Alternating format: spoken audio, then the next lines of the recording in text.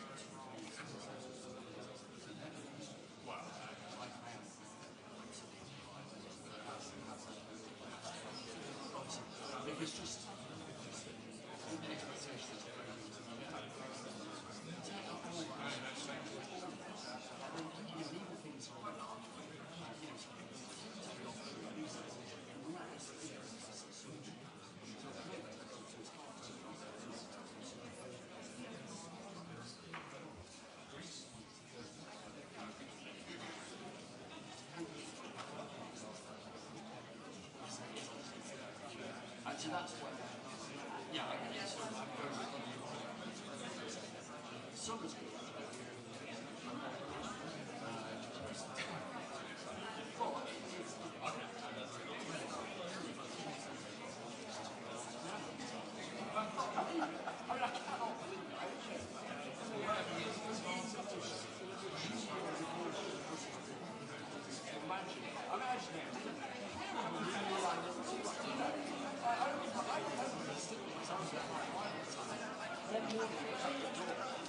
When you came out, like now coming to the 6:30, what's all going on? And I'm not going back never leaves you because I think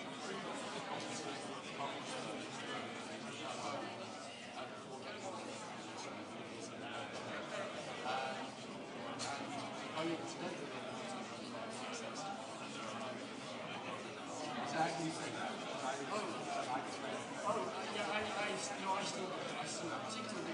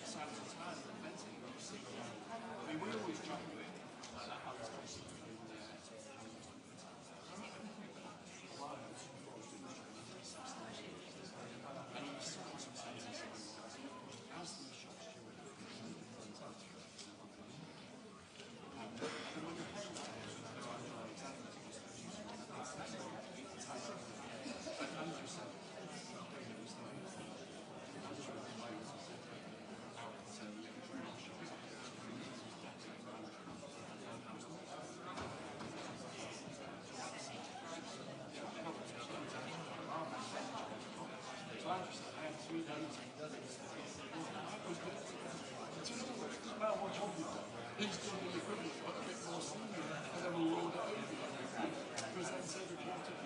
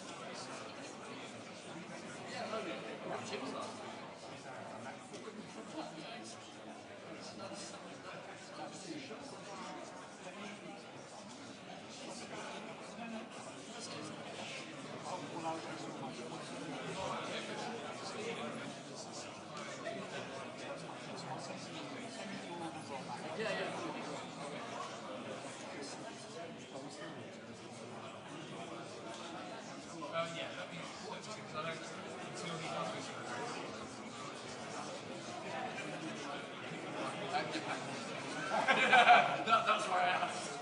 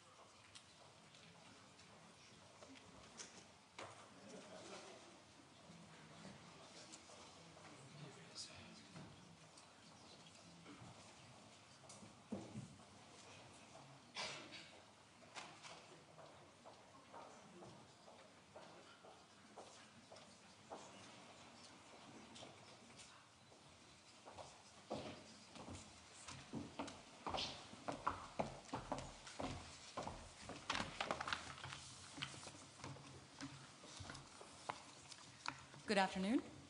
We'll start with statements from the Secretary General and then the Prime Minister, and following that we'll take a few questions. Secretary General. Prime Minister Starmer, dear Keir, it is great to see you again, and I'm delighted to welcome you here to NATO headquarters. Thank you. The United Kingdom, as you know, has always been a staunch and essential ally. You are one of the founders of our great alliance. RAF pilots help secure Allied skies. The Royal Navy helps keep our seas safe. And the British Army contributes to our shared security. You are world-leading in cyber and innovation. And you make an invaluable contribution to our nuclear deterrent.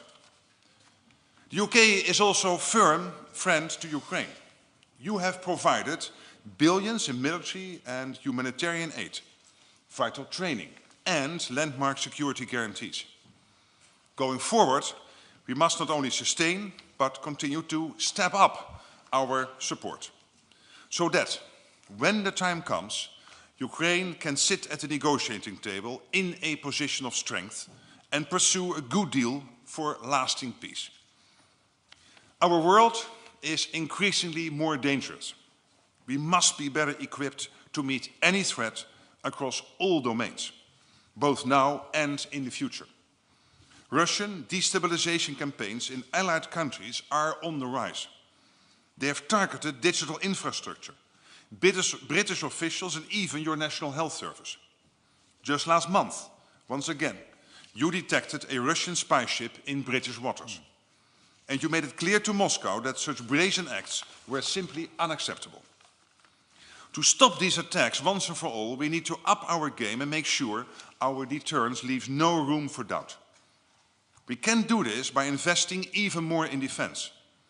To put it in another way, to prevent war, we must spend more.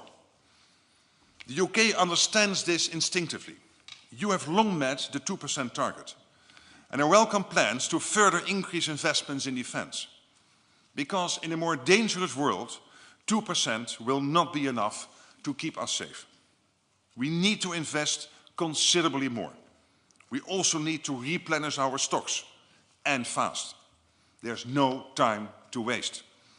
Reviving our defense industries to ramp up defense production is an absolute must. During World War II, factories in the UK and the US produced billions of rounds of ammunition. That was before digitization and automation. With all the might of British manufacturing, just imagine what we could achieve now. The challenges we face are complex, but together in NATO, there's nothing we cannot do. So thank you for your continued leadership and support of our transatlantic alliance. Prime Minister, dear Keir, the floor is yours. Well, thank you, Mark. It's very good to be here. I should say it's very good to be back here. And as you know, the UK's commitment to NATO is stronger than ever because the need for NATO is stronger than ever. And we've had a very good and productive discussion today on how we can meet the rising threats that Russia poses across our continent, including the situation, of course, in Ukraine. Now, a couple of weeks ago, as you know, I was in Kyiv. I saw residential buildings destroyed just days before. I met soldiers in the ICU recovering from really terrible burns. And I met children whose parents are out there now on the front line. And it's yet another reminder that this is a war not just in Ukraine, but a war on Ukraine against those children and their futures. And that's why together we stand with them. We are all working to end this war. But let's be absolutely clear. Peace will come through strength.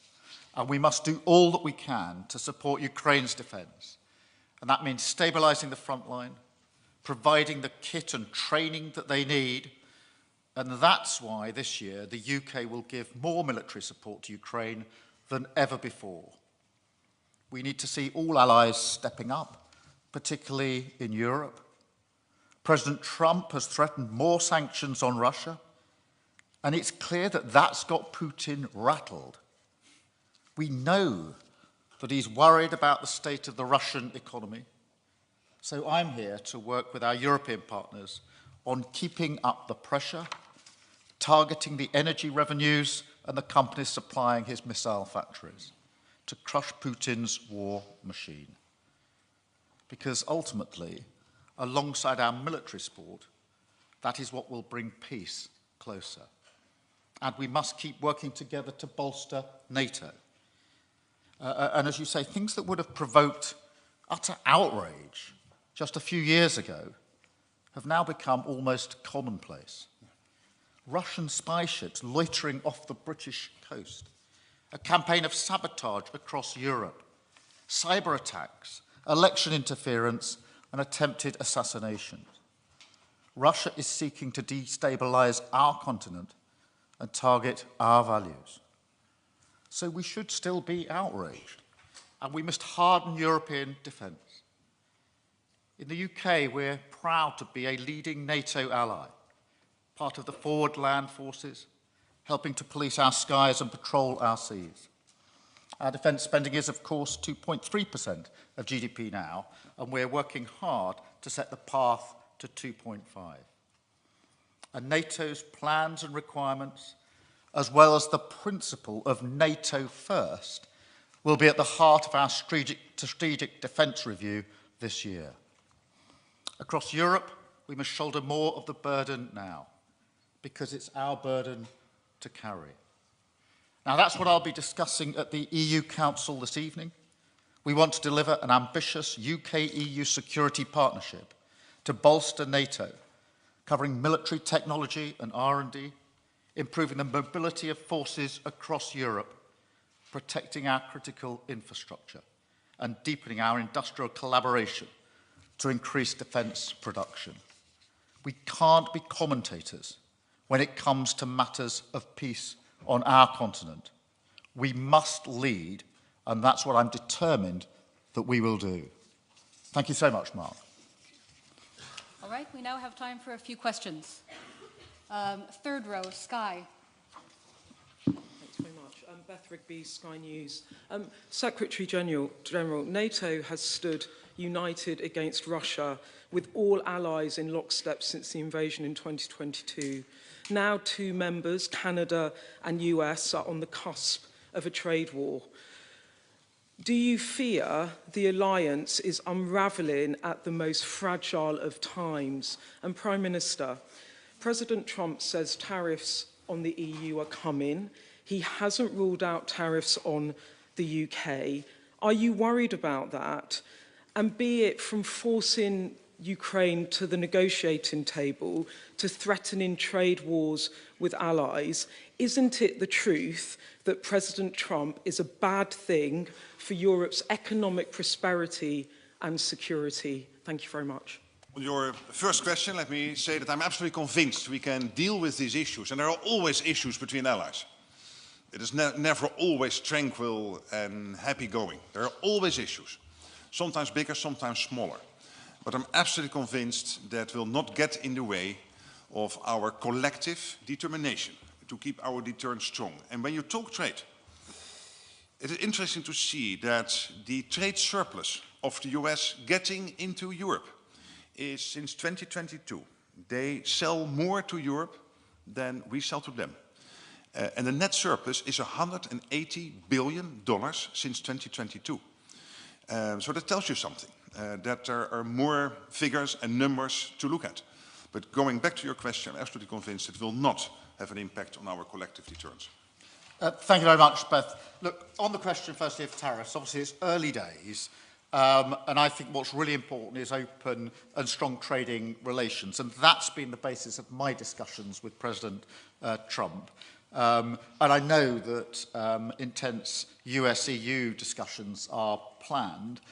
In relation to the issue that you link it to of Ukraine, I do think it's right for us to acknowledge the role that the US have played in relation to the joint effort on Ukraine. And that's, of course, pivotal because it's not just a question of a war or the sovereignty of Ukraine. It is not just a European issue, it's a question of global security. And I think it's very important that we see it in that context.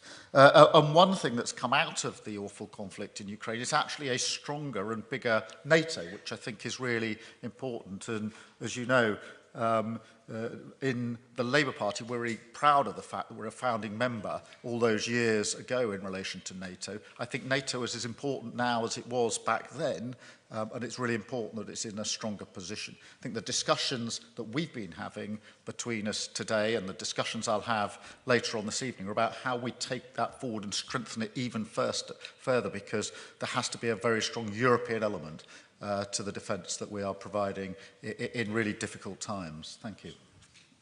All right. BBC, second row, please. Oh, there it is. Thank you. Chris Mason, BBC News. Questions on a similar theme, if I may. Secretary General, what would you say to NATO members currently falling out with each other in public over tariffs? And what's your message to the United States and Denmark as they are feuding over territory? And Prime Minister, would you be willing to water down your reset with the European Union in order to keep President Trump on side? Thank you. On tariffs, clearly that is not what NATO is about. Maybe I shouldn't comment too much on that, other than saying that when you look at the defense industrial base, it is clearly, it's very clear that the US is selling much more into Europe than Europe is buying from the US. And by the way, collectively, we have to produce much more. There is so much money floating around, and much more will come in because we are spending more. Last year, non-US allies spent 18% more on defense than the year before. So from 2023 to 2024, it was an 18% increase, almost 20%. So we are spending much more. That means more money available for the defense industrial base, and we have to buy it from everywhere. The US has to ramp up, Norway has to ramp up, the UK has to ramp up, the EU, including the big countries like Italy and Spain and Norway, outside the EU, of course, but also, of course, France, and then Turkey. So all these big defense industrial-based countries have to ramp up defense production, and there's so much money floating around. And again, what we see clearly is this trade surplus from the US getting into Europe. So there is much more to say to all these numbers than when you look at the, let's say, the aggregate. And on Greenland, I said before, what I think is very useful is that President Trump alerted us to the fact that when it comes to the High North, there is a geopolitical and strategic issue at stake. I would say that it's not only about Greenland. This has to do with Finland, it has to do with Sweden, Norway, Iceland, yes, Greenland, and therefore Denmark, also Canada, and also the US. And clearly, collectively, as an alliance, we will always look at the best way to make sure that we can tackle those challenges. Look, in relation to the relationship between the UK and the US and the EU, I've always been clear that both are important to us. Now, that for me isn't new. I think that's always been the case and will be the case for many, many years to come. That's why in my discussions with President Trump, we've touched on issues of trade and on issues of security, both really important in relation to the trade that we already do between our two countries, but also the security, the defence and the intelligence partnership that we've founded over many, many years, hugely important to our collective defence.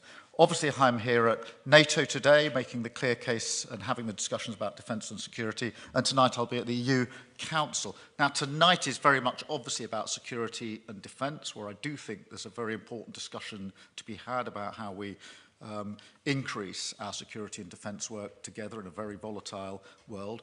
But also, I will touch on the wider reset, which goes beyond defence and security, into the fields of energy and into trade and the economy. And so, back to where I started, really, both of these relations are very important to us. We are not choosing between them, but that's historically been the position of the UK for many, many decades now. All right, we have time for one more question. ITV. Secretary General, these are much more than issues between allies. You have a NATO ally threatening to seize territory from another NATO ally. This is much worse than it's ever been. Isn't it now time that Europe got realistic and started planning for a future of defence that may not include the United States. And Prime Minister, if I may, I know you want to keep a foot in both camps, and I know you don't want to commit here, but you're trying to reset with Europe at exactly the time that President Trump indicates he might be trying to divide and rule in Europe. If he does, and your other European leaders ask you, whose side are you on, ours or theirs, what will you say to them? Well, on your question about NATO and the assumption that you could run NATO without the US, that is for so many reasons a silly thought. I wasn't assuming. At least... European defence without the US. Yeah, but that means that you have European defence without the US being involved. That's what you're saying. That is a NATO or whatever the organization is then called without the US. For many reasons that will not work. First of all, because we are not, as the Prime Minister was saying, as Keir Starmer was saying, when you look at Ukraine, it is not just Ukraine and Russia, which would be bad enough. It is a geopolitical thing which is going on. The US realizes that, the European side of NATO realizes that. It is China, North Korea, Iran, all getting connected to Russia. So this is a geopolitical thing playing out at the moment with Ukraine. And therefore Ukraine must prevail not only for Ukraine's sake, first of all, but also because of the geopolitical impact. And for NATO as a whole, collectively, we are 20 times bigger than the Russian economy. Collectively, we are able to protect the collective NATO territory, including the US. And the US is also under threat now with the long-range nuclear long-range missiles coming out of North Korea maybe in the future, thanks to all the technology the Russians are delivering. So for so many reasons, we have to stay connected. I'm a staunch transatlanticist. I absolutely believe that the best thing the West can do is to stay united. And I know that the same thinking is still prevalent in the US, including in the White House. In relation to the US and the EU, or Europe more generally, if you look at our vital interests, it's really important that we don't, that we work with both and we don't see it as an either or.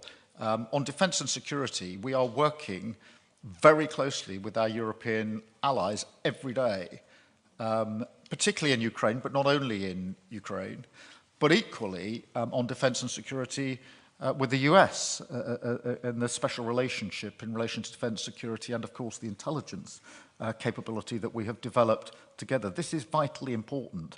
And it is in the best interests of the UK, but also the best interests, I think, in terms of global security and defence, that we continue to work both with the US and with Europe on these vital issues. When it comes to trade equally, we've got a huge amount of trade between the US and the UK, as we have with the EU, and that's why it's important that I always act in the national interest, the best interests of the UK, as we stay resolute saying that it's important that we work with both sets of partners, particularly this volatile time, where I think it's generally accepted and rightly accepted that we face a more volatile world now than we have done for many decades. So now is the time to step up on all fronts with both the US and the EU. It is not the time to pull back on either front. Thank you very much. All right, that's all we have time for. Thank you. Of course not.